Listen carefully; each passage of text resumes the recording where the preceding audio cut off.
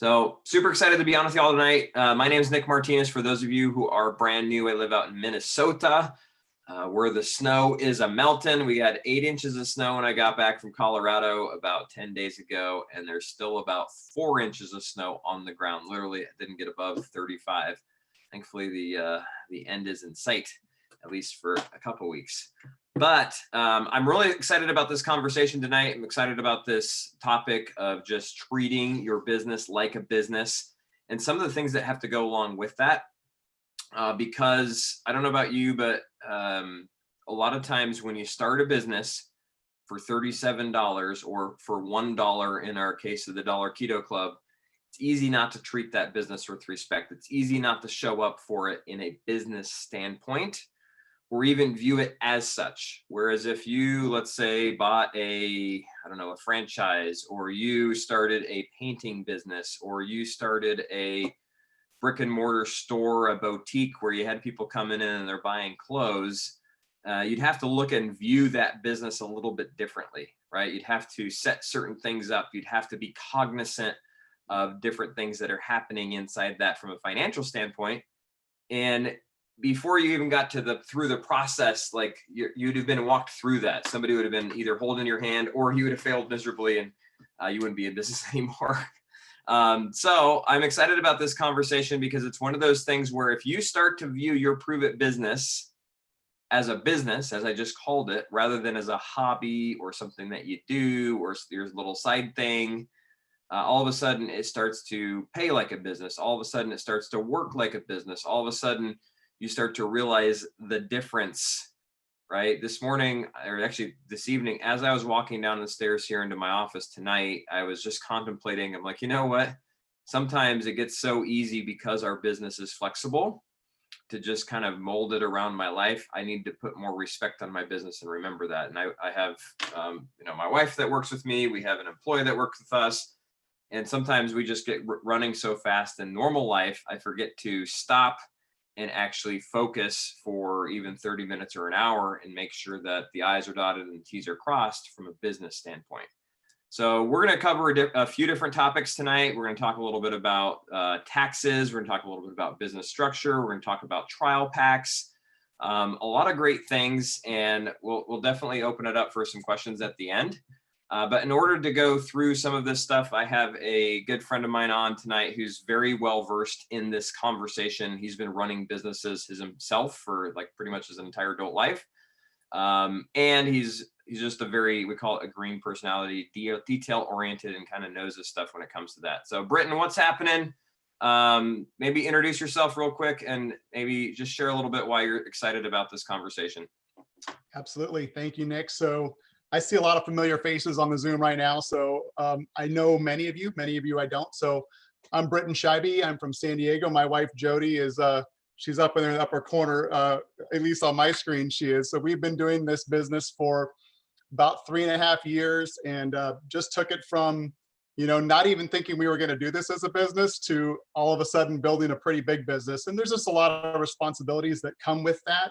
And so I think what Nick and I are going to talk about tonight, just some of the things that we're doing to just, treat this as it is. I mean, if you treat your business as a hobby, it's going to pay you as such. If you treat it like a business, you're going to have an opportunity to grow this as big as you want. So just a couple things. Listen, just like if we were to talk about the medical benefits of ketones, we're not your doctors.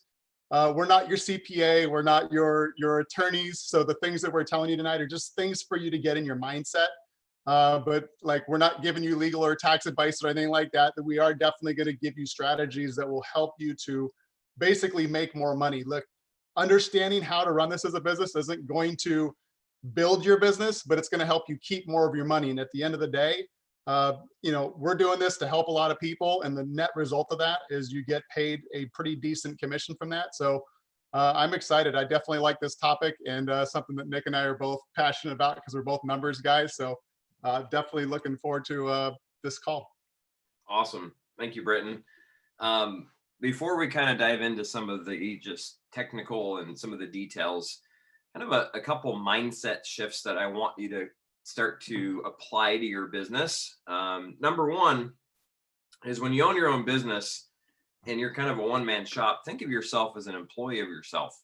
right? If you were, let's say that you owned a business and you had one employee and that employee had to check in and build your Prove It business for you, how would you want them to show up? How would you want them to operate on a daily basis? The reality is that employee that you have is you. Most of us show up to our business. If we showed up to our job like we did to our business, we'd be fired yesterday, right? If I showed up to the airline job that I used to have as like with the same level of commitment or the same level of, oh, I've got to be there because this is my business, as a lot of people do, or as maybe most promoters that get started do, I would have been fired probably within the first week of flying airplanes, right? So I want you just to think about that and just create an awareness of, okay, would I hire myself for my own business? If I had the ability to hire an employee, what would they do for me? Right? How would they grow this? If I really couldn't do anything, I had to sit back here and I had to tell somebody, okay, you need to do this, this, this, and this. This is when you need to do it, and this is how you do it. Are you a successful employee? Like, would you hire yourself or would you be fired by yourself yesterday?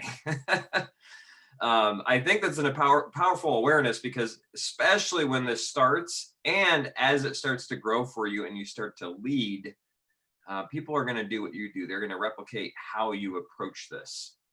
The other thing that, the other mindset that I really believe is important is this concept of we earn while we learn. And in most traditional businesses, it's going to take you 5 years to make a profit. If you buy a McDonald's, to actually like pay back all the money that you spent on that and actually be in full profit mode, it's going to take you 5 years. If you become a real estate agent, and you're paying out to become a realtor, you're learning it, your first 2, 3, 4 years, if you show a profit, you're doing pretty darn good, right? Most small businesses don't even make it 5 years. So the beauty of our business is to make a profit, you just got to make a buck and you're in profit mode, or you got to cover the cost of your starter pack or your MVP pack. That's the best and the worst thing that comes with this business, because you only have $937 skin in the game, or $234 plus the one, so $235 skin in the game. A lot of times we don't treat it as such. So when I got started in this business back in 2009, for some reason I decided to take it seriously. And it took me a couple of years before I actually showed a profit on the business. Now, I was making a little bit of income, a couple $100 a month, $300, $400, $500 a month, right? But because of one of these really cool things we call tax benefits, it did not show as profitable for a few years. So one of the things I want to talk about tonight is part of this as a business is how this can help you on taxes. And even if you're somebody that's not earning a lot yet in Prove It, or maybe you're just getting started, the value of what you have your hands on, the value of a home-based business on how it can help you from a tax standpoint is huge. Because if you start to track and take care of your business, you're going to notice all of the things that you can now deduct from your income, which could even go beyond the income that you're making with Prove It. So a couple things I want to talk about first. Number one is the easiest way to track and the easiest way to maximize this over time, and really probably best practice, is to have a separate bank account and a separate credit card or debit card for your business. Now, bank accounts are easy to set up. They're free. Just make sure you get a free one from your local bank or whoever you bank with. Debit cards or credit cards come a dime a dozen. You just got to find one that works for you. Britton, any thoughts on setting up a bank account or a credit card for this business? Why that's important? Yeah, a couple reasons why it's important is because according to, if the IRS is looking at you and you're saying, well, this is my business, but you're commingling your personal funds and your Prove It money, they're going to think of it as more of a hobby. When you keep it separate, it's just easier for you to just think in terms of, the business mindset. These are business expenses, and you're going to I think we're going to kind of go over some of the things that would be considered business expenses that you wouldn't be able to ordinarily write off if you were a traditional W-2 employee. And so having that separate bank account where you have, this is my business account, And this, you have your personal account, and having a credit card that you only use for your business expenses makes it much easier if you're, not so good at maybe keeping track of your spending. I would definitely recommend, some type of accounting software. Quicken is a really good one. It's inexpensive. You can register for an account online. You can track all of your spending. And if you're doing it through the same card, then at the end of the year, you could have all your expenses laid out. I'm sure that most of you probably either do your own taxes through TurboTax, or maybe you have a CPA, but they're going to thank you for having that separation between your personal and your business. It's just going to make it much easier at the end of the year for you either to figure out what your actual expenses are, or for your CPA. So that's the main reason why you'd want to keep them separately. So for the first, I don't know, 4 years, 5 years that I had a business, I saved every single receipt. I still do. And then I would type them into my spreadsheet, right? I'd pull up my credit card statement. I pulled up my bank account. They were separate bank accounts and separate credit cards. And then I would go through line by line, and I would type into my spreadsheet what it was and the item that it was for. And then when I did my taxes using TurboTax Business, TurboTax would ask me those questions, and I was able to pull them directly off of that spreadsheet. Now, if you have a tax accountant that's doing your taxes for you, awesome. You probably should be using a tax preparer if you have your own home-based business. You can definitely do it via TurboTax or do it yourself, but work with somebody to help answer those questions. But the big thing here is if you have it separate, it just makes it easy to track, and you're not going to miss stuff. Every expense that you incur with Prove It, let's say you have a Zoom account and you're paying $10 a month. You know what? That Zoom account is tax deductible.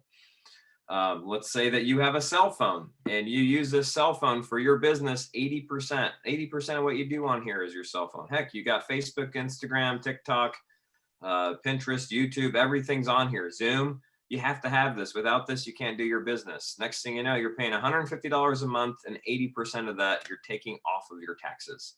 As a W-2 employee, you can't do that. As an owner of a Prove It business that you paid $1 to start, you can. I tell some friends, I'm like, hey, just by starting this business, if you make $0, as long as you're attempting, if you make $0, and let's say you just write off your cell phone at $150 a month, you just saved $1,800 on your taxes. Woohoo! I mean, that comes off pretty strong. So Britton, what are a couple things that that we can kind of write off from our taxes and really maximize that opportunity? Oh, there's a lot of those things. So, I mean, think about it. If you're producing any type of advertising, if you have business cards, if you have decals on your vehicle, whatever you're using, whatever you're putting into your sample packs that you're sending out, all those things you're using to build your business. There's, one of the biggest ones that I think, Nick, you can talk about a little bit more is your vehicle expenses. All of a sudden, whenever you're running those samples back and forth, listen, there's a lot of this that is going to require a little bit of record keeping on your part. And so the better you keep your records, the more you're going to be able to write off. And listen, the tax code is there for our benefit. I mean, we need to take advantage of the opportunities that are there to write as much things off as possible. So the car expenses are a big one. You also have home office expenses. That's a big one. Any type of other supplies, computer, you have to kind of have an estimate of how much you're going to use those things for business purposes. I mean, if you buy your cell phone and you try to write off 100%, you're going to have to make an argument to the IRS if they ever were to audit you that every phone call you make is for business purposes. So usually you're going to say like 90%, 80%, whatever you feel comfortable with. And it's the same thing with your vehicle. It's the same thing. Home office is they've made a lot of things easier to deduct. They used to have calculations, and now it's like when your home office, there's like a standard home office deduction. You can just calculate the square footage and multiply it by $5, and you get to write that off, maximum of $300. So you can write off $1,500 a year for your home office. You can write off your vehicle, and there's a mileage fee, Nick. I think it's 57.5 cents. So for every mile you drive for business purposes, if you happen to be going to the grocery store and you're meeting somebody there to drop off ketones, now all of a sudden that's a business trip. So you're killing two birds with one stone, but you're also getting a chance to write that off as a business expense. There's a lot of other ones. Events are huge. I mean, every time you go to an event, you're going to stay at a hotel. You're going to pay for airfare. You're going to rent a car. you're going to take an Uber.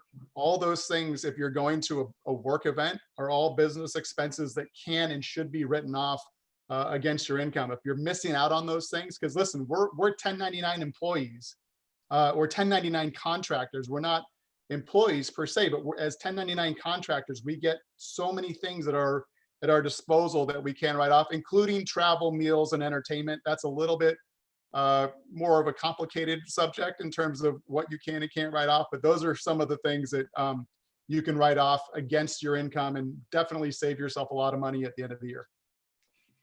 So there's a whole list of those. I wouldn't worry about writing them all down right now, but just the big ones to me are your cell phone, percentage of that, your internet, percentage of that. If you work out of your home, a home office, that you're going to want to work with TurboTax or with your accountant just to figure out what percentage and how you calculate that, because they'll use different expense ratios and total costs, but just have that top of mind. Mileage, keep a mileage log in your car or use an app. There's one called Mile IQ, which you can download, and there's a free version of it, which will track your mileage for you. As long as you can say, hey, I had to go drop a set of samples off at my friend's house, which happens to live next to where I work. Well, shoot, I'm going to be delivering samples to and from work every day, even if it's just one to my grandma. But you can write those miles off, and over the course of a year, they add up. I do a lot of trips where I go to towns near me where I have promoters. Well, if it's a 300-mile trip, I get to write off 600 miles round trip at 56 cents a mile or whatever it is. That ends up being $350 deduction. That's going to save me $175 on my taxes, right? So every penny counts, and the more things, everything you buy from the Prove It Gear store, it's a write-off. So here's why having a business credit card or a business debit card, separate bank account is important. Because when I go to Target and I'm buying paper for my printer, and I'm buying ink for my printer, and I'm buying food that I'm going to cook for a live, or food that I'm going to use when I have people over to talk about ketones, when I have a party, I'm putting that on my business credit card, right? Because it's there, it's easy to track, it's easy to make note of.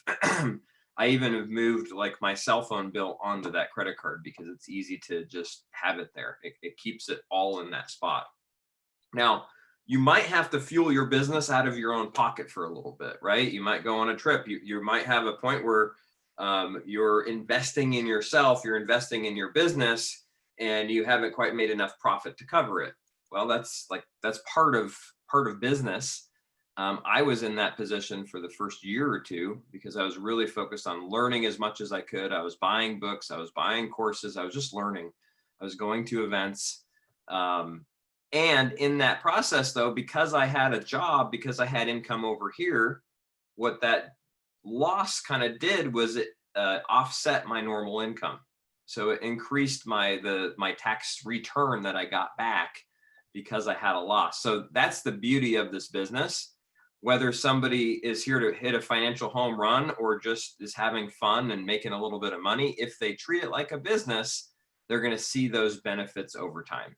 So any other thoughts on taxes, Britton, before we move on? So one question I wanted to address in the comments, Sandra asked, at what dollar amount does this become important? So listen, so as 1099 employees, you will receive a 1099 from Prove It at the end of the year if you've made over $600. Now that also means that's $600 that you transferred to iPayout and then took from iPayout into your account. If you leave your money in your Prove It wallet, they're not going to issue a 1099 until you actually send it. But here's the effect of getting a 1099. That will be reported to the IRS, and you're either going to report the whole thing as income, pay taxes on that entire amount. Anything above that $600 threshold, they will send it to you. And essentially, if you're not, you can use something called a Schedule C on your tax return, which is where you would list this. And then your Schedule C, you're going to have, it's going to be like a business. You're going to say it's your network marketing business, whatever you want to call it. You're going to have your income from the 1099, and that's where all the expenses are going to go. So if you're not making over $600, you're not going to receive a 1099. But once you do, you might as well start keeping track of those expenses because that's where it's really going to save you. And as far as having it, when do you want to get a CPA to do your taxes? I think Nick, you and I talked about this when we were in Breckenridge. I think maybe like $50,000 a year, $60,000 a year. Would you say like that's the threshold where like you probably want to stop doing them yourself and have a professional do it, because they're going to have a lot better idea. Listen, the tax code changes every year. What was good 2 years ago is no longer good in 2020. So it's constantly changing. So having a professional that will be able to know what your write-off should be and maybe have you look for things that you may not have thought of. I think that's probably the threshold that you'd recommend too, right? Yes, I would say for sure. It's kind of one of those things, at least in the United States, we all have to do our taxes every year. It's just kind of a requirement. It's the two things that are certain in life: death and taxes. So however you're doing them, hopefully you're doing them every year. But if you're doing it via TurboTax, just make sure you're good at it. Make sure you're doing a good job. If you're not and you have a tax preparer, just make sure you're working with somebody. It's really, a lot of times it's not that expensive to find a tax preparer that is a thorough, good person to work with. And most of them have a basic understanding of a business. So There's one more thing I want to throw in there before we get off taxes, Nick. As a 1099 employee, you guys were not having taxes withheld. So you need to keep track of roughly how much you're making and understand that I mean, a lot of times people are really successful in their first year, and all of a sudden at the end of the year, they have a huge tax bill. If you have not had a tax bill where you've actually had to pay in a year before, maybe you're used to getting a refund, you may have a bigger 1099. And so set some money aside for those taxes in advance. You know, don't get caught at the end of the year, come April 15th next year, and all of a sudden your CPA or TurboTax is telling you owe, you know, a amount that you weren't prepared for. That's one thing that's really, really key in terms of saving. If you kind of have an estimate, maybe I think 25%, 30% of what you make during the entire year is a good estimate to just kind of set aside for those taxes at the end of the year. And if you end up owing at the end of a calendar year, most likely you'll have to pay quarterly estimated taxes in the following year. So you'll get like a certificate from your CPA, or TurboTax will print one up saying, okay, you need to send in first quarter, second quarter, third quarter, fourth quarter. But a lot of times people, I know Jody and I were in that boat our first year. We weren't expecting to have to pay as much as we did. I mean, listen, paying taxes is a good thing. It means that you've actually done well in your business. But a lot of times people are unprepared because you're not used to receiving a 1099. You're used to being a W-2 employee where your taxes are taken out in advance. So that's just one little tip that I want to make sure that people understand going into this. So 25% is a good rule of thumb. Everybody's going to be a little bit different. This isn't tax advice. I would seek professional advice, not advice from Nick Martinez, the ex-airline pilot. However, anywhere from 25 to 30%, just put it in an account. And here's the good news. If you don't have to pay it, you've got it sitting there and it's for you to do what you need to do with. If you do have to pay it, you have it. So in the beginning, if you're making less than 5,000, my guess is you're going to find enough write-offs to offset that income, right? Because you're going to write off your cell phone, you're going to write off your mileage, you're going to write off your trips. So if Pruvit issues you a 1099 and it's got $5,000 on it, chances are you probably won't have to pay any extra. You might even save on that. But once you start getting above where you're not able to write off all the income that you're making, that's where you really got to watch. And that's where, as you start to get into some of the higher ranks and you're making $100,000 a year, if you're not cognizantly saving for those taxes, you're going to be in a tough spot come April 15th. Let's see, is product a tax write-off? Great question. Yes, I mean, we're going to talk about that in a minute here, but we buy copious amounts of ketones to either give away as samples or sell as samples. So this has every keto nat that I buy, I end up doing something with from a business standpoint. I don't buy my own product, so I don't need to worry about writing that off because I get Pruvit bucks. You all get Pruvit bucks. Those are essentially free, right? So you're drinking your product for free and then you're paying for all the samples, i.e. you're able to write off that expense. We need a Cliff Notes version. Yes, Keisha, good point. I saw another good question up here. Christina, is it better to cash out your wallet monthly or can I utilize it like a savings account? That's totally a personal preference. I know some people who didn't want the income to be reported, so they literally didn't take it out for 2 years because they had some stuff going on and they just kept and built it up. And it was like, I don't know, $50,000, $60,000. And finally it was like, all right, I'm going to take some money out of my Prove It savings account. If you have the capacity where you don't need to spend it, that's awesome. If you need the money and you cash it out every month, awesome. Do what works for you, whatever you need to do. The more you look at this as, in the beginning, the mindset, hey, I'm going to create a business. I'm going to work it in my spare time, in my part-time, to create extra financial flexibility and extra financial freedom in my life, right? Usually we look at it as the zero sum. Oh, if I have a job that pays me $5,000 a month, if I can just make $5,000 a month, I can quit. Well, I'd rather think, hey, I've got a job that pays me $5,000 a month. Now I have an extra $5,000. Wow, what's all the cool stuff that I can do with that? Hey, I can pay off this debt. I can go create some investments. I can do some fun things with my family because I've just created a greater means for myself. Right now, hey, what if I could triple that from 5 to 15? Hey, now maybe I can drop this down and only work part-time. Or I was talking to Jennifer, who's a nurse. She's like, I work 3 12s a week. If I can get this going, what if I can just work 1 12 a week?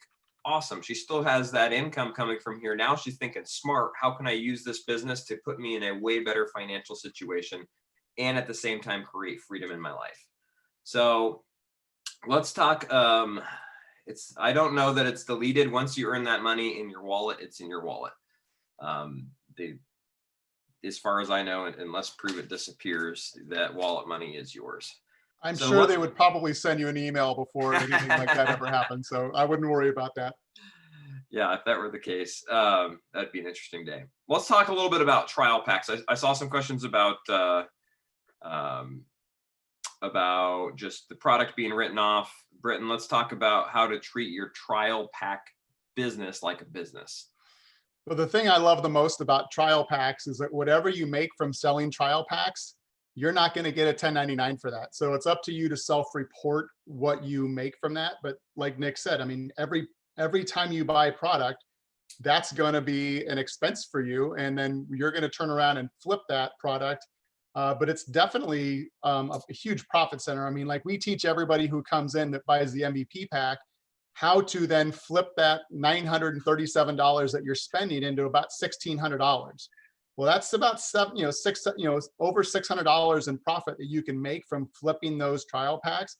I mean, we know a lot of people who basically, you may look at it at the end of the month and say, well, I only have, X number of dollars in my monthly earnings from commission. But if you're out there selling your trial packs, you're getting those trial packs probably at 40% off if you're buying that MVP pack, and you're flipping them at a price that is going to be, pretty close to full price. So that spread that you're getting is all net profit to you.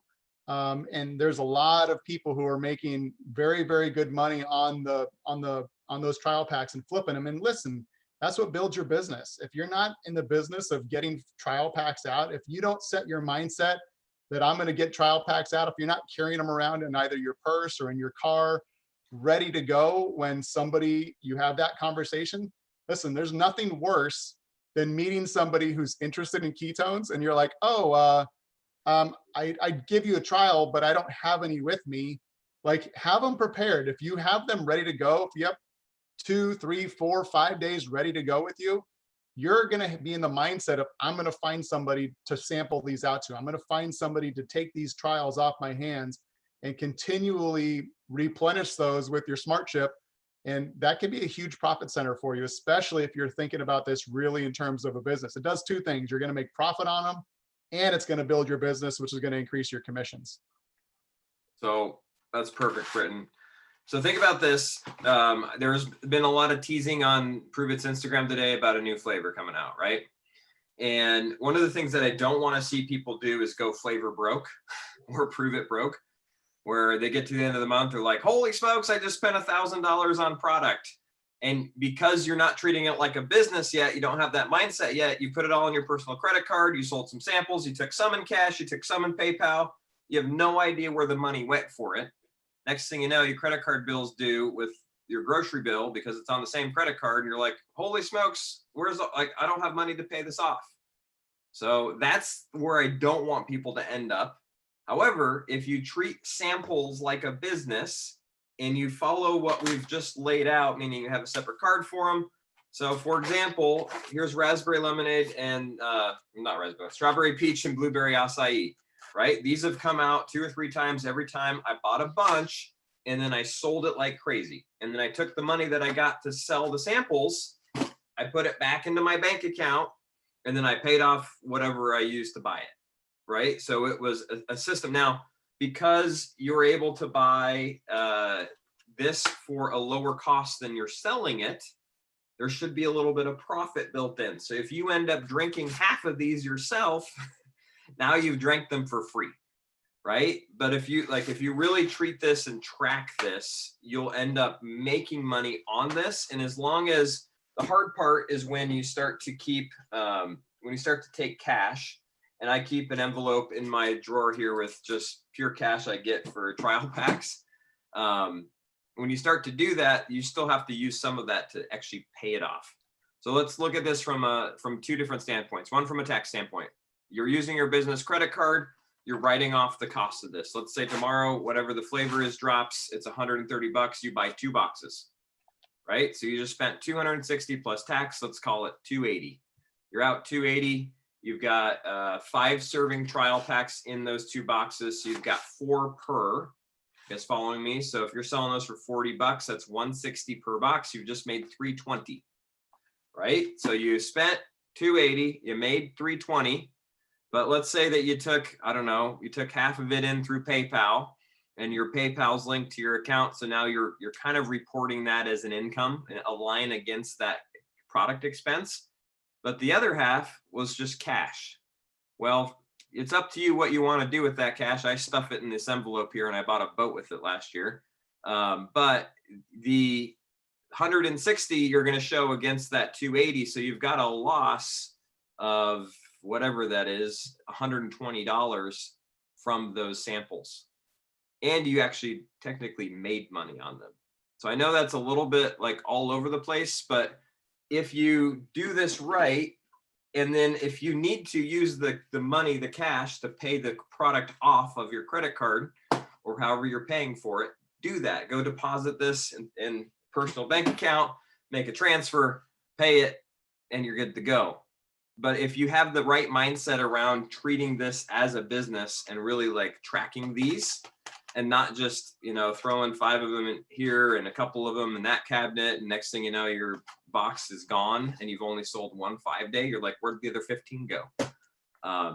That's how you end up spending a lot of money on ketones without actually turning a profit on it. So any final thoughts on that subject, Britton? No, I mean, listen, I really hope that if anybody takes anything away from this, is just the value of the trial packs and how you can really use those to grow your business. If it's not something you're in the regular practice of, that could be the one thing that could be the shift that you need in your business. So, I mean, I'm telling you, like, that's probably the biggest thing that we might talk about tonight, is just how important those trial packs are, not only from just a pure profit standpoint, but, growing your commission-based business as well. So right now, we've never been in a better trial pack environment when you can get an MVP pack for 40% off. I think the math on it's like $4 per serving. I charge people $8 per serving. I'm doubling my money when I sell a 5-day, right? Like you can, if you just sell 10 days or 5 days, if you do 10, 15 of those a month, like right there, you've just made yourself an extra few $300, just pure profit that you can then decide, do I reinvest that back into more product into my business? Do I put that in my pocket? Do I pay for groceries with that? You can invest that profit however you want, as long as you're keeping the base to just keep that going forward, right? It'll create, I paid for my first set of ketones back in 2015. And because I've just been rolling that money into the next set of samples, my closet over here has about $8,000 worth of ketonat in it, right? I don't know if there's 40, there's probably like close to 100 boxes over there because we go through it a lot. But it wasn't that I spent $8,000 out of my pocket on it. It built into that because I made a profit and I was reinvesting that into more samples. You guys all follow that? Britton, one thing, so here's the thing. So Brenda, I see your comment, selling trial packs are difficult. Listen, your job is not to go out and sell a bunch of trial packs. Your job is to get people curious enough about ketones that you can just say, hey, I've got a 5-day trial that I can sell you for $35, $40, whatever. You can set the price point. Don't set your price point lower than what they could get a box for from the site. Otherwise, they're never going to want to buy a trial pack. So if you're thinking like, man, I got to put up a post on Facebook, oh, I'm blowing out trial packs, X. Nobody wants to go to your social media page and be sold something. They want to see you be authentic. And if part of your story is like, hey, these ketones are changing my life, you're going to create the curiosity that people are going to ask you. If you're really doing it where you're trying to listen, I felt like in the last 3.5 years, I'm not in the business of selling ketones. I'm in the business of creating curiosity. The trial packs are the way that I can then validate those people's curiosity. So if you shift that mindset a little bit, it becomes a little bit easier, and you're just looking for opportunities to share your story authentically, getting people curious enough to want to try them. They're probably not going to want to come in and buy a full box right off the bat. They're going to want to try it first. That's where you want to think about, how you want to use those trial packs. Awesome. And there is, from a trial pack standpoint, we can do a call later on that, but they're literally, we just did a 6-series masterclass on it in the Prove It Promoter Facebook group. So if you all haven't watched each of those, I would highly recommend going and watching them. They've been really, really powerful trainings, like just an entire, like from the basics to the advance, and taking you through every step of the way. It's in the Prove It Promoter Facebook group. They actually did a pulse. It was earlier this week or late last week with all of the direct links to them. And it was a really, really powerful Prove It Promoter Facebook group. Yes. So I'd love to, from a business standpoint, kind of before we're going to move into a little Q&A. If you guys have questions, you'd like to dialogue a little bit, we'll do that for maybe 5-10 minutes. But Britton, do you have any final thoughts just on treating this like a business and looking at this, approaching this as a business? I mean, I think we could probably do like a 5-hour Zoom on this, Nick. So we're really compressing things just for time's sake. We really appreciate everybody's time. We know it's valuable. I would just like, just start thinking in terms of how this is going to grow and how you want this to be. I mean, if you have big goals, then start thinking of, ways that you're going to get to that point, and treating this as a business is going to help you get there. So I think mindset's huge. But yeah, I mean, like we could literally cover so many more topics. So hopefully there's some good questions in the Q&A, but I just appreciate everybody's time. Awesome. Anybody have any questions regarding this topic specifically? Best Zoom ever. I mean, well, thank you. This is one of those Zooms that's hard to schedule because sometimes you have to slow down to go fast. This isn't a Zoom about, hey, this is the strategy for posting on Facebook, or this is the strategy for TikTok, or this is how we're going to sell this product. However, I believe this aspect, if you take it seriously, is going to make you just as much money sometimes as selling ketones, because if you can save that money not paying it in taxes, if you're actually tracking it and you're paying attention, can be really powerful. Which they taught this in school. I mean, yes, this is life for finance 101, business 101. The reason everybody in America should have a home-based business is because our tax code is written for business owners, not for employees. Employees pay all the taxes, business owners get to write everything off. If you're sitting there thinking of a question right now, somebody else is probably thinking of that same question. So I don't know can they come off mute, Nick, and ask the question? They can only type them in the chat. Come off mute, ask your question, or type it in the chat. Either is fine. Any questions? Can you do 2 Schedule Cs? If you already have another business, yes, that you'll have a separate Schedule C for that business. When you really get into this, and we didn't even cover this, but like if you get to the point where your business is rocking, you might want to think of creating an LLC, because there's so many other tax benefits to having a separate company as well. So that's something that we didn't really cover either. But some of you I know are familiar with that. But part of all the government assistance that came through all these things, if you're an independent contractor, you could have taken advantage of some of that, as well as if you're an LLC. So those are some other things. Yeah, you definitely can be an LLC. You have the option of setting that up in your back office. You can change from a personal account to an LLC whenever you want. The only difference is if you have an LLC, you're going to file a individual return for that LLC. So it's probably going to cost you an extra $700-800 to do that. But with some of the extra protections that you get from having an LLC, as well as the tax benefits, it may be something that is worth looking into, but probably not until you're, like I said, the 50, 60, $70,000 range is probably where it might be beneficial for you to look into that. Yep. I always remember that when I was getting started I didn't have an LLC for my business until I was 7 years into this style business. And somebody back early on said, Nick, when you hit $60,000, you're going to want to set up an LLC. You can file as an S Corp. It gets really fun. I'm like, oh, I can't wait. I can't wait. Well, finally, after 7 years, I hit that level of income and I got to go set up my LLC. And it was super exciting because I get off on that kind of stuff. But from a standpoint, you don't need to worry about it now. When your business is rocking and you're running towards rank 7, or maybe you just hit rank 7 or you're high rank 6, that's when you can start considering that kind of stuff. And, we're always happy to, myself or anybody will have a conversation with you about that. And then really it just comes down to you talking to who you're working with on taxes. Create this vision for yourself. I am making so much money with Prove It. I had to set up an LLC today. I've just employed myself, my wife, and my children. I have my own 401k that my employer, has created and able to use. Like, let that be a statement for the vision that you're creating, the direction that you're going with this business. I envisioned that years before it happened, right? Years before it happened, I was excited to actually create that company that I was going to be the employee of. Now our LLC is called Fly with Nick LLC. The employees are Nick and Christina Martinez. We have the employer contributes to our 401k. The employer pays our payroll taxes. The employer is me.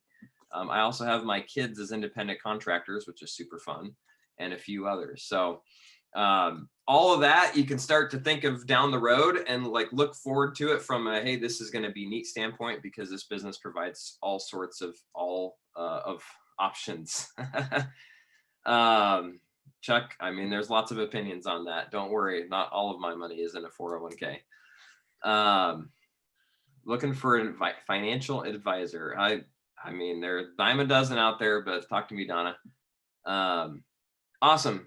If I already have a separate business account for another business, should I have another separate account for Prove It? I think it's easier if you do, personally. But checking accounts are free. I've got way too many of them, but I had one for our drone business. I had one for our food and beverage sampling. I just create another bank account for Prove It. Question on business accounts. If you're setting up honestly, until you become an LLC, just create a personal checking account. You don't need anything more complicated than that. It's just basically a different silo to put money in and have money go out of, so that you can track it when you go to report it. That's a good distinction there, because a lot of people think, oh, I've got to have a business account. It's really just a second account that's separate from your personal. Jody and I use a Southwest Airlines credit card for all of our business purchases. And we spend enough on product, events, travel, this and that we got a free companion certificate. I fly for free anywhere Jody flies for the next, 18 months because of COVID, they extended it. So you don't necessarily have to have a quote unquote business card or a quote unquote business account. It's just something dedicated to your business. So that's a really good distinction to make, that, because usually when you get a business account or a business card, it usually involves higher fees. You can get a personal account that you use for your business, or a personal credit card that you use for your business, and call it your business card. You don't have to have an official business card. That's a good question. Erica, congratulations on your first $12. I remember my first commission was $7. My first month in network marketing, I worked my tail off and I enrolled my mother-in-law. Actually, no, I enrolled nobody my first month until April 30th. I signed up March 31st of 2009, got my first sign up April 30th. It was my dad, and it was a pity sign up. He bought the big pack as a promoter. I think I made $100, but my residual check that month was like $6 or something. So there's no right or wrong time to start. If you're putting money out, just go get a different credit card or get a bank account to link that to, put $500 in it, fund it yourself, and then start using the money from that. It just makes it easy to track. You won't technically have to until you're actually 1099 qualified. So once your commissions get to over $600 and you receive a 1099, nothing's going to be reported to the IRS if you make under $600. Once you get over $600, you're getting that 1099 and it's going to be reported. So it's up to you. If you don't do these types of things, you're going to end up paying tax on that full $600 rather than taking advantage of the write-offs that we've covered, and different things like that. So, I probably wouldn't start a second account if I'm brand new, but I think it's a good idea. If you want to get into the business mindset, it's free to open up that second account. It's free to get that credit card. If you were like me, I had a lot of credit cards that I had applied for that I didn't use. They just had no balance on them. Maybe some people just have one credit card and it's maxed out. They don't have the ability to do that. But I just took a credit card that I wasn't using and said, okay, this is going to be my business credit card. And I just started putting everything on there. So, but you technically won't have to really worry about it until you get to over $600. And if you're somebody that has credit card challenges, you don't need to go get more credit cards. So, if that's the case, just go get a debit card, link it to your bank account, and just treat it like that. So I'm not trying to tell people go incur debt. The way that I use credit cards is to benefit me because some of them have some really cool rewards, but they're paid off every month. So don't get a credit card where you're going to incur debt because you're not paying it off with your business. Just keep that in mind. What about the Prove It credit card? That's a great option, Kai. If you start using you can get a debit card that will be loaded with your funds that you earn. It's a great way not to spend more than you earn as well, because it's a directly loaded debit card through iPayout. Where do I find my Prove It wallet? There's a download in the Resource Center, which will walk you through accessing your e-wallet. Go check out that download. It's graphical. It takes you step by step through that process. Awesome. Well, hey, I hope this was helpful. I hope you guys found the information valuable. Britton, thank you for being on tonight and supporting. Appreciate you. And at the end of the day, it's really about mindset. It's about how we show up for our business on a daily basis. It's about the view. It's about the vision that we're creating going forward, and then the action that we're taking. So none of this means anything if you don't talk to people about ketones. However, as we're talking to more people and you're realizing, hey, this is a fun business, I'm gonna smash this, I'm gonna do this. Well, this is kind of the back end stuff that will set you up for success long term. So hope you guys got some value out of this. Appreciate all of you. I hope you have an amazing night. And hey, we got a trip coming up sometime in January, which is going to be tons of fun, which it will be a business write-off. So stay tuned for the details for that. Down to the Riviera Maya in Mexico. It's going to be fun. So, all right, guys, we'll talk to you later. Have a good night.